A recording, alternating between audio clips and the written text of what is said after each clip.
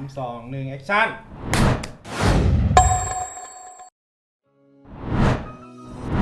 สัตว์คนปล่อยคิวนั่นคือ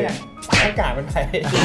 บอว่าสมาชิกใหม่บอกว่าเพราะว่าอันนี้ว่าการกลับมาของ กลับมาเลยว่ะ ของดูโอ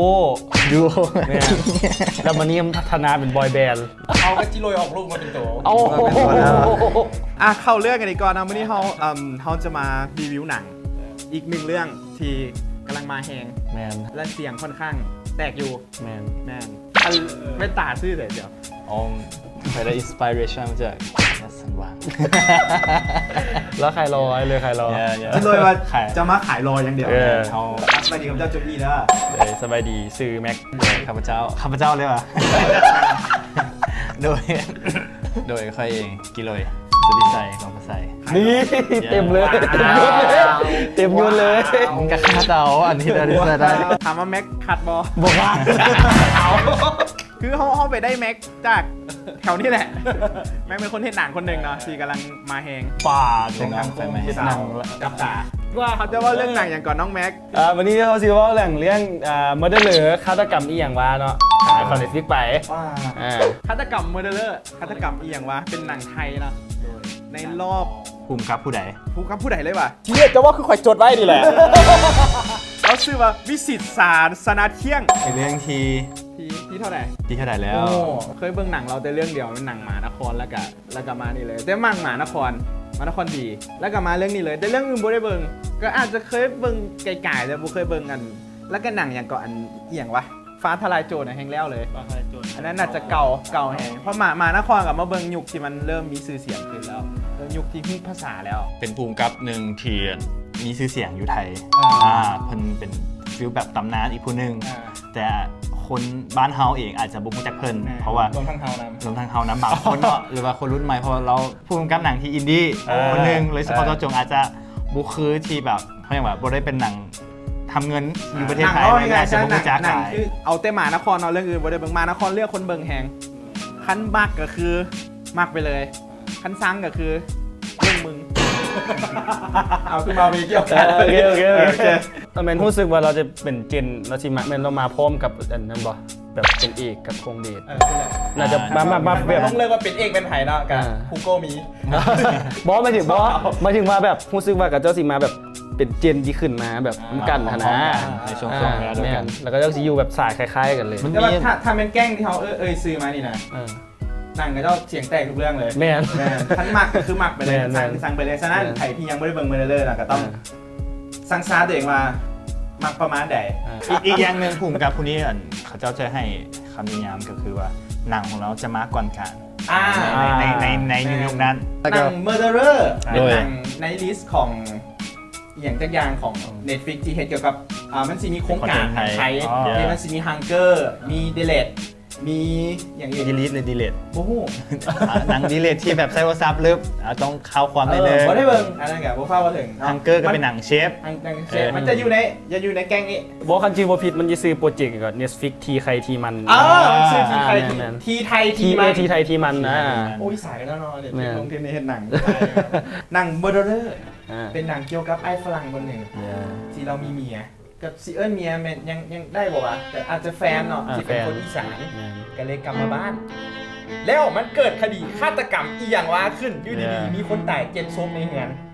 แล้วเราเป็นผู้ต้องหาคนทำผิดที่ถูกทุกคนกล่าวหาอย่างประมาณนั้น ทุกคนอาจจะเห็นผ่านตาไปแล้วโดยนักแสดงว่า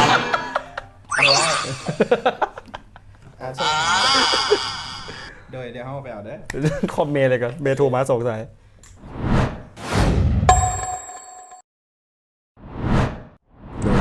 เมื่อกี้นี้ทีเซอร์เขาผ่านไปแล้วก็ Delivery เขากลับมาพอดี ก็เลยได้สานนมจอกหนึ่ง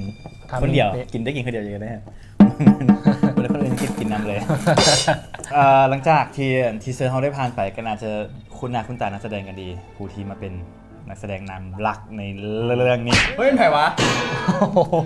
ทรงเดือดจัดทรงแบบมึงต้องเกิดเนี่ยนะโอ้โห เราแผ่เรา นักแสดงนำแบบของเรื่องนี้เดียวเทนให้หน้าตาของหนังมัน มันยังวะ น่าสนใจ เป็นน่าสนใจ จะเบิ่ง กันย้อนว่ามีลุงหม่ำจกมกหรือว่าเพชรชายมุงคำเหลา เล่นเลยว่ะ เออมาเล่นหนังเรื่องนี้ พูดเรื่องนี้ คือ acting แต่กับลุงหม่ำฮะแหละลุงหม่ำเพิ่นมาเล่นอ่ะ แล้วแค่โปสเตอร์เห็นนามมาบวกขึ้นแล้วกับบวกกับภูมิกับ เออ บวกขึ้นอย่างเลย ขอเบิ่งอย่างเดียว แมน ขอเบิ่งอย่างเดียว แมนแล้วประเด็นคืออะอย่างหนึ่งคือไอ้ว่าแหละ มันน่าสนใจที่ว่าโตนักแสดงกับผู้กำกับคันว่าหนังคนอื่นกำกับที่ลุงหม่ำไปเล่นที่ว่ามันประทับใจเนาะก็คือเชื่อมที่เราเล่นของคงเดชแล้วบัดนี้มันมีซื้อของพี่วิสิตที่ว่ามาเจนเดียวกับพี่คงเดชนะโดยแล้วลุงหม่ำมาเล่นกับพี่วิสิตแบบนี้มันก็คือว่ามันสิไปวีได้ หม่ำเราไม่เล่นหนังภายงานแล้วมีแต่คนหนึ่งที่ว่าในประเทศไทยที่เราจะเล่นสังเกตว่าหม่ำเล่นหนังแต่หนังตัวเองเห็นแล้วไปโพหาเป็นหนังที่เรามีส่วนได้ส่วนเสียนะมั้ยเรามีกำไรนะมั้ยเราจะฟิลนั้นเราค่อนข้างอย่างเกาะเทพไปแล้วเราจะเล่นแต่หนังที่เราอยากเล่นให้ไปวังเห็นเราตลกแบบสุดฮาในหนังกันจะเป็นอีกเวนึงเลยโบมีมุกหลอกเลยในเรื่องนี้รู้สึกว่าโบมีมุกแบบเยลโล่อย่างโบมีเลยจะเป็นมุกไหลอย่างเดียวสไตล์พี่วิสิตอะแต่ว่าเวลาเข้าไปเบิ่งอะนะเซอร์ไพรส์นักแสดงทุกคนแบบใช่อะนะบูมีไผ่ดรอปเลยนะสังเกตป่ะทุกคนที่อยู่ในเรื่องอะบูมีไผ่ดรอปเลยแม้กระทั่งหมอฝรั่งท่านอย่างประมาณนั้น เป็นหนังเรื่องนี้เป็นหนังสไตล์ฮอลเลอร์หรือเป็น เทเลอร์ หรือแบบ สืบสวน มีสืบสวนนะ สอบสวน แมนแล้วก็มีแซมตลกยูน้ำแล้ว เขาก็ได้เห็นหนังไทยสืบสวนมาโดนแล้วนะ คันเป็นเวนี้ก็แทบจะบ่ค่อยเห็นโดน ไม่ค่อยเห็นโดนมา อ่า เพราะว่าได้ยินมาว่า ได้ยินมาว่า เพราะว่ากระแสบ้านหรือว่าคนเบิงอยู่บ้านข้าเจ้าค่อนข้างจะมักอย่างที่แบบผ่อนคลายคลายเครียดผ่านเฮาน้ำอะไรแบบว่ามันเลยแบบหนังแนวนี้อาจจะเกิดขึ้นมาได้ยากเพราะว่าการทำเงินของข้าเจ้ามัน บังเอิญมันเข้า Netflix มันเลยเข้าถึงหลายคน Netflix ก็ถือว่าเป็นเรื่องดีเพราะว่า Netflix เป็นสตรีมมิ่งอีกแบบหนึ่งที่ให้คนแบบเขาเบิ่งย้ำใดก็ได้หรือว่ามันเป็นโจทย์ยากอย่างหนึ่งก็คือเพราะว่ามันเป็นหนังเฮลโลเนาะหนังเป็นเราสืบสวนสอบสวนวันนี้ลุงหม่ำเราเป็นคนตลกเพราะว่าเบิ่งแต่ลุกเป็นตลกแล้วเบิ่งคนก็หัวมันเลยจะเป็นข้อขัดแย้งหรือว่าชาเลนจ์อีกอย่างหนึ่งก็คือแบบเฮ็ดจังได๋ให้แบบมันจอยไปในการกับหนังเรื่องนี้ได้ทั้งเป็นโจทย์ทั้งผู้กำกับเองที่จะเฮ็ดจังได๋แบบลุงหม่ำทั้งนักแสดงเองเพราะว่าเบิ่งหน้าลุงหม่ำเองแล้วก็ตลกเฮาก็รู้สึกอยากหัวไปแล้วแล้วหนังนี้เป็นหนังแบบโทนซีเรียสด้วยนำผู้บ่แห่เป็นกูได้มาจากแสนอยู่ ให้ไปอ่ะ ต้องไปเบิ่ง อ๋อ ต้องไปเบิ่ง ผู้มาที่เลยกูได้มาจากแสน เอลีบอกแบบ แม่งพัตตฟักแล้วจังวะ ต้องไปเบิ่งแล้วกับเล่าถึงแบบการแบ่งแอร์ไทม์การแบ่งอย่างคนนักแสดงทุกคนแบบเอาง่ายๆคือตั้งแต่ต้นจนจบแล้วดึกทุกอย่างใช่เขาแบบโบยุดเลยแบบเราโบพักโบผ่อนเลยห้องนี่คือเราเก็บกดเนาะเพราะเราโบได้เห็นหนังโดนเนาะ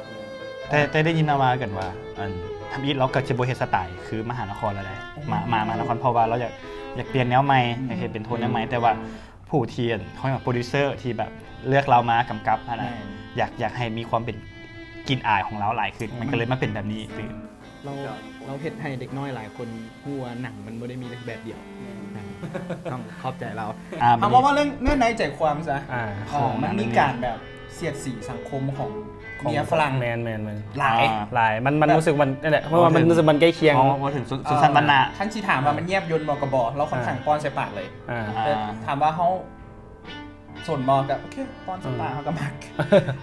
แต่ละการเสียดสีเราจะป้อนแบบป้อนนี่ได้เสียดแล้วอันนี้ก็เสียดแล้วนี่ก็เสียดแล้ว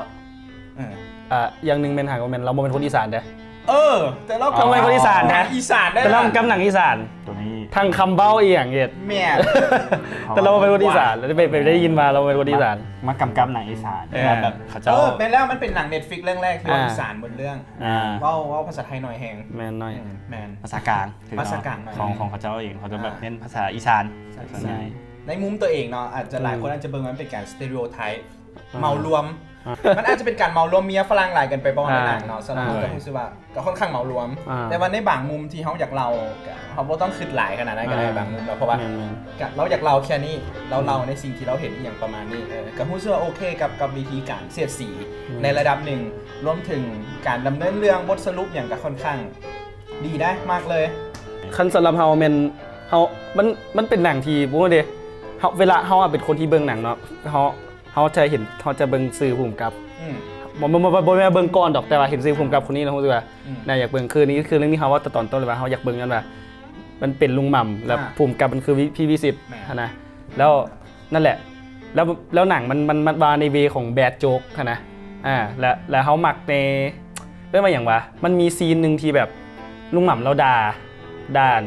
ฝรั่งนะมือฝรั่งมือแบบแต่ละมือโบเฮ็ดหยังติดยามัวเซ็กนั่นนี่อย่างเสียนะในมุมมอง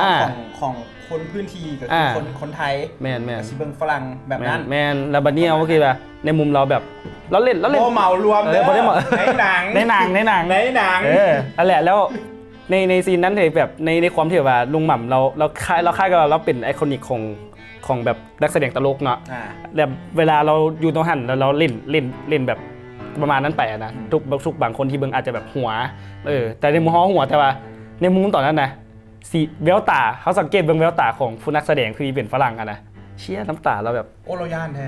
แบบเราญาติอีหลีแล้วอย่างว่าคือแบบแม่งอยากใครเขาเบิ่งแล้วตอนกูชี้ให้พี่ต้นนั่นแหละก็รู้สึกว่าแบบแม่งแบบเลยแบบก่อนอันนี้เข้าใจคำว่าแบดโจ๊กในแต่ละแบบในแบบบางที่แบบพันแบบนี้บอกแต่ว่าอันนี้แหละเข้าใจคำว่าแบดโจ๊กที่แบบแบดโจ๊กจนน้ำตาชีไหลก็คือแบบในซีนนั้นน่ะที่รู้สึกว่ามันรู้สึกแบบซันอีหลีในส่วนอื่นๆของหนังกะเขาแม่งปล่อยจ่อยสุดเลยมั้งเขาว่าอย่างวะมันเอ็นจอยแบบเอ็นจอยกับหนังไปเลยอ่ะจากที่คนมักเบิ่งเดาหนังเนาะเอาไปมาเบิ่งหลายแล้วแบบเราเห็นไหนเขาแบบกูบ่เดาก็ได้มึงก็จีฮักมึงแบบ3มันฮักมึงหลายเทื่อเลยแมนมันฮักแบบเจ้าเดาไปโลดเจ้าอาจจะเดาถูกแต่ว่าค่อยมาส่วนน้อยเดาถูกแล้วก็อีกอย่างหนึ่งที่เราบ่ฮู้ว่าคิดอย่างไรแต่เขารู้สึกว่าอย่างว่ารู้สึกว่าเราละเอียดถึงขั้นการอย่างมาเลือกเพลงนะมันนะโอ้ยต้องเป็นออริจินอลซาวด์แทร็กที่เป็นเพลงประกอบหนังนะรู้สึกว่าเราตั้งใจปืนบ่มีลูกยิ่งถูกกับบ่ตาย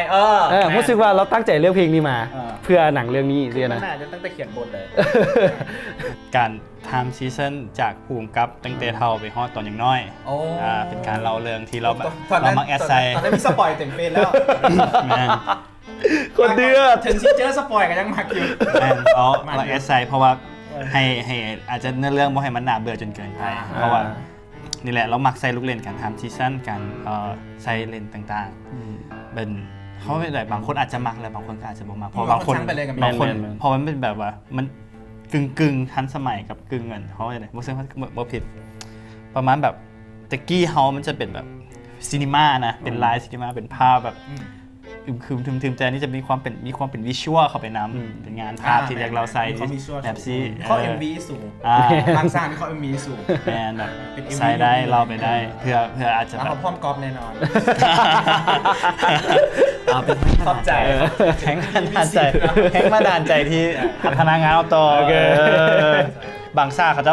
ไปเห็นอยู่เบื้องหลังเขาจะมีกันแบบซีกลางคืนมันอาจจะหลายเนาะเขาจะแบบกางเต้นเซ็กมาหลังงานตอนนั้นก็มหัศจรรย์ขึ้นกันโอ้แบบบ่ต้องท่ากลางคืนดูแล้วกางเต้นเลยแล้วบล็อกแสงทุกอย่างจัดแสงใส่ว่ามิวสิกสกอร์นั่นคือรีวิวหน่อยเอาละเขามาว่าถึงมิวสิกสกอร์เนี่ยเกินไปเมื่อกี้นี้มิวสิกสกอร์ถือว่าชี้อ่ะดีก็สไตล์เรา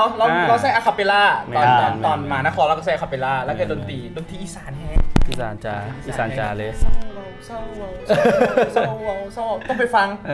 มิวสิกสกอร์มันดีอยู่แล้วเนาะรู้สึกว่ามันดีแล้วแต่อีกอย่างนึงแบบตัวเป็นออริจินอลซาวด์แทร็กคืออันเพลงอันปืนบ่มีลูกแล้วก็มาเฮ็ดใหม่จะเคยเป็นของอันไวโพสแล้วแม่เราลุงหม่ำเขาเฮ็ดใหม่เฮ้ยต้องได้จำใจเปลี่ยนมูดบ่ทันนั่นแหละเราเอามาเฮ็ดใหม่แล้วนั่นแหละได้ข้อมูลว่าลุงหม่ำเข้าเสียงแล้วเข้ากับเพลงเนี่ยบ่มีลูกแล้วก็อีกเพลงนึงที่เป็นเพลงเอ็นเครดิตนะฮู้บ่ว่าพี่วิสิตแล้วเป็นคนแต่งกับเรียบเรียงกับอีกกับอันนั้นเลยแล้วเป็นคนแต่งกับทำน้องเองลำบักผัวฝรั่งสรุปความรู้สึกเกี่ยวกับหนัง Murderer โอเคฆาตกรรมอีหยังวะเริ่มจากทีโรยว้าวโอเคได้ความรู้สึกโอเคความรู้สึกมันเป็นโจทย์ยากของกระเจ้าคือว่า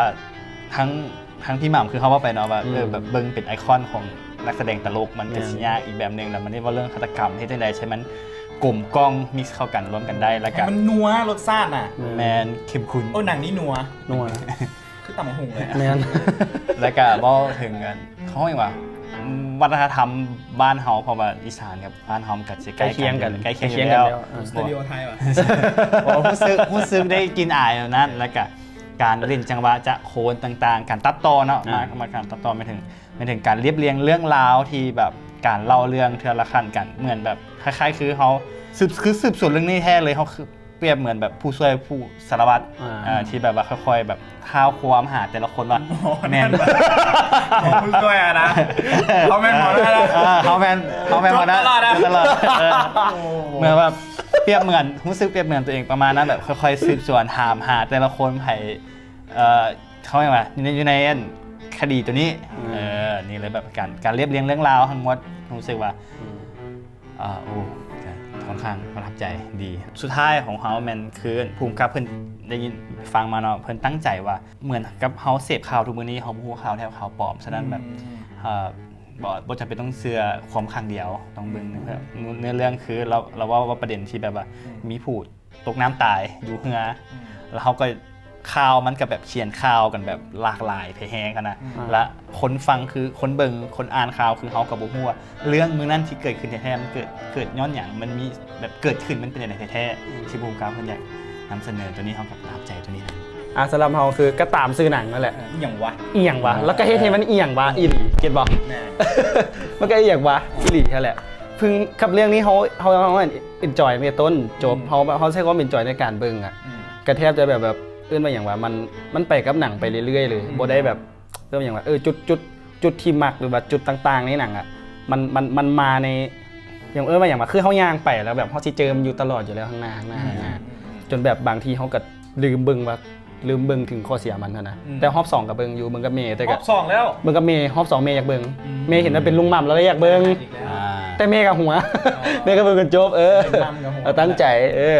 แต่เราน่าจะมักสุดเป็นสุนารีนั่นแหละเอาแมน ของดีเขาบอกเลย การแสดง สุนารีราชสีมาสุนารีราชสีมา เฮาสตาร์โตเฮาซื้อว่ามันน่าจะเป็นอีกเรื่องหนึ่งที่แบบยกต่อให้ผ่านไปอีกจากปีก็แบบคือฟีลแบบผ่านมาฮอดปัจจุบันนี้ฟ้าทลายโจรของเราหรือว่ามานครเราก็ยังถึกกล่าวยกขึ้นมาเว้ากับ เป็นกรณีศึกษา แม่นตลอดแม่นเฮาก็เสียว่าเรื่องนี้ก็เป็นหนึ่งในหั่นที่เฮาเบิ่งจบผมรู้สึกแบบนั้นดีแม่น ขอให้อ้ายอย่าเศร้าเด้อเอาขึ้นไปอ้ายสิเศร้าแล้วใครได้อ้ายบ่เศร้าอ้ายยังกำมาเห็ดอยู่ ตอนเขาเห็นหมานครแล้วโอ้เสียดายเราเศร้าละเราเศร้าเฮ็ดสไตล์นี่ล่ะแล้วเป็นอันอื่นเขากลับมาแล้วค่อยกิจการเลยเราค่อยเห็นลิสต์หนังนะผมค่อยมักเราแฮงเขาโคตรมาเลยค่อยเอาหนังเรามาเป็นแรงบันดาลใจของแขวนอะไรเลยด้วยความที่เราเฮ็ดโปรดักชั่นเนาะเฮ็ดโปรดักชั่นอะไรเลยนะตอนนี้ค่อยมักทุกอย่างอยู่แล้วค่อยมักเราง่ายๆค่อยมักเราเวลาเขาคือเขามักโนแลนแหละนี่ฉากคำอย่างมาตีแต่ค่อยมักเราค่อยบูฮู้จากเราเลยแล้วค่อยมักหนังหมานครเราเห็นก็เคยไปหนังหมามันซะแหละหนังมันซึมหมานครมันแสดงมาจากคำว่ามหานครไปหาเบิ่งได้อยู่Netflix ที่โบแมนสายรัก Netflix ที่Netflix ที่มีการพนันอยู่หาเบิ่งได้อยู่บนอื่นอยู่เดี๋ยวผมพูดหน่อยนี่มันเสื้อรักอาจจะเป็นแต่ว่ามักแฮงมักทั้งมุมกล้องมักทั้งสีสันมักทั้งการเล่าเรื่องคือว่าโมมีเอาติก็คือว่าแหละคือเขาเบิ่งโนแลนแหละเอาบูซิตี้อย่างว่าอยู่ในฟังที่มักสุดใจแมนให้คะแนนบ่คะแนนเฮาเพิ่นคนบ่มักให้คะแนน เขาก็ว่าหลังๆเขาก็บ่อยากกล้ากันเนี่ยแหละบ่แม่นว่าเขาบ่แม่นว่าเขารู้สึกว่าเขาคือเฮามักเขาบ่ค่อยมักเรื่องการให้คะแนนคะแนนอาจจะเป็นเรื่องส่วนตัวแม่นแต่จะอีให้บ่แต่อยากให้ได้อีให้ได้โอเคแต่คันว่ามักถามว่ามักสุดโคตรมักดูในฟังที่มักอยู่แล้วได้ลมน้ำคนที่บ่มักนำกันเข้าใจกันเจ้าแม่นแล้วก็ในมุมเขามักเขาโคตรมักเลยเขานั่งลมแบบโอ้โหมักจังไหนกูก็มักให้ตายกูก็มักอย่างประมาณนั้นก็ถือว่าสรุป Murderer กับทีหนังอีก1 EP เขาจะบ่นับ EP แล้วหลังจากนี้เพราะว่าเราสิได้เห็นเรื่อยๆว่าก็สิไปเรื่อยๆเลยเนาะแล้วก็หลังจากนี้ก็จะมีแม็กมาเสริมฝากซ่องได้ไหมฝากซ่องส่วนตัวได้ไหมส่วนตัวปลาจากซ่องวันเต่าหู้แหละโอเคเต่าหู้ชาแนลใช่เองนะได้คอลเลคชั่นได้แฮปปี้เบิร์ดเดย์ บ่ว่าจะโปรดักชั่นประเภทน้อยใหญ่เขา เดี๋ยว สามารถ หาเงินมาจะมันเกิดก่อน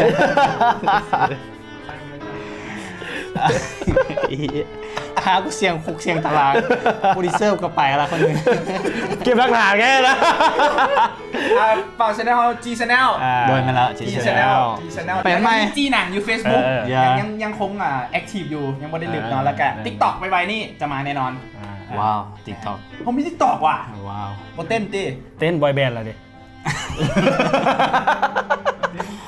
โอเคฮอนเงินฮอนเขา แล้วกันบ๊ายบาย โอเค เจอกันใหม่ EP หน้า EP ต่อไปกับอาจจะบาร์บี้